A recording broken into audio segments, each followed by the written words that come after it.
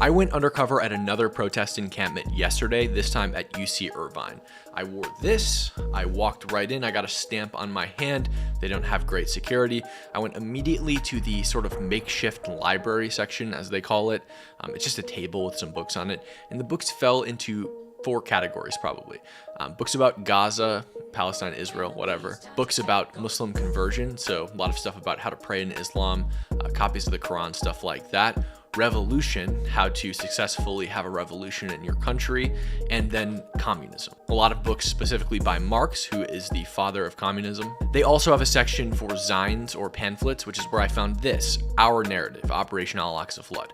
Operation Al-Aqsa Flood is what Hamas calls the October 7th terrorist attack on Israel. You'll notice something interesting about this. Right here, it says Hamas Media Office. That's where this comes from. I don't think Hamas distributed this within the camp, but the people who organized the camp went to the Hamas Media Office and printed this out. It's literally Hamas propaganda. Inside this pamphlet, they say why Operation Al-Aqsa Flood. They justify the October 7th terrorist attack where hundreds of Israeli civilians were killed, villages were burned, the Nova Music Festival was attacked. And then, despite the fact that we've seen videos of Qassam brigaders breaking into the private homes of civilians within unmilitarized villages and killing them and then desecrating their corpses, they claimed that they never once targeted civilians.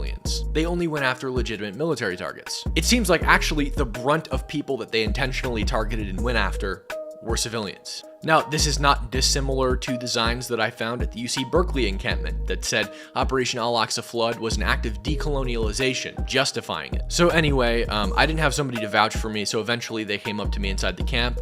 I was still undercover. They didn't know who I was or what my intentions were, but they had asked me to leave because they were preparing for something. After I had left, I found somebody on campus who recognized me and was willing to vouch for me inside the encampment. So I went back inside, and this person knew all of the protesters.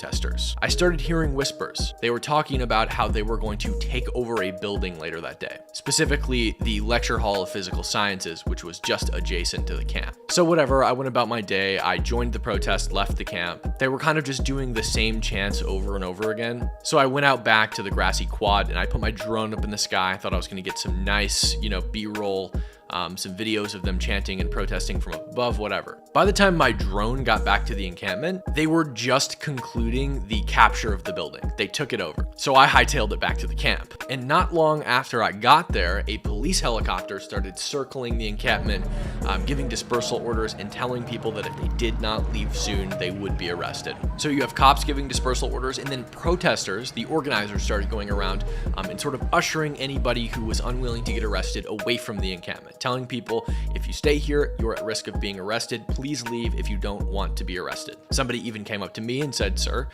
being here, you're risking being arrested. And I said, I know, I'm a journalist, it's fine. I just want to let you know, by staying here, you are risking arrest. Are you okay with that? That's fine, I'm a journalist. After they got out, everybody who didn't want to be arrested, still over 1,000 people remained. And those people began putting on goggles, helmets, hard hats, stuff like that, and locking arms, getting ready to fight the police. They're all like in gas masks, locked arms, like ready to fight the cops. But they're coming with riot shields, so it's unlikely that's gonna do much. Like this, so this is the Lecture Hall of Physical Sciences, and they've taken it over. They've made it part of their encampment and ransacked it. I think this is gonna be like their Alamo, basically. There was this guy there, Alan. He had an American flag. He was just walking around waving it. He got assaulted more times than I can count. People surrounded him, false imprisoned him. They threw sriracha on him, water bottles. They even wrote on his flag while he was still holding it. They vandalized it with sort of anarchy symbolism. Things started heating up. Protesters were sort of facing off with the police as they formed a line at the head of the quad. The police are probably like half a football field's distance from the protesters, and they started locking arms all the way around the encampment. And finally, they moved in. The protesters the whole time were chanting things like, "Why are you in riot gear? There's no riot here."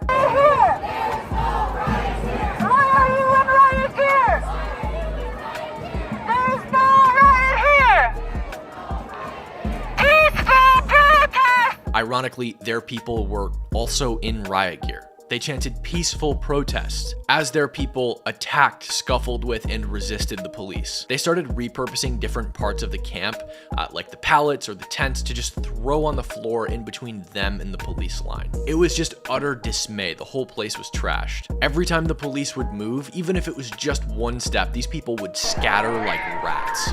They just sprint the other direction after shouting, "We're not leaving," all night. Even after the police had completely cleared the quad and taken the camp down completely, they had people in trucks behind them that were sort of loading garbage up and stuff. Even after all of that, the protesters still stood off with them. Hundreds of them just stood in a line in front of them, not even near where the camp was. And the police just kept pushing them until they were completely off the premises. It was very interesting to watch. I love being able to expose these things to you guys and show you things that the traditional media won't. So please make sure to like, subscribe, and comment down below what you thought of this video. Thanks, guys.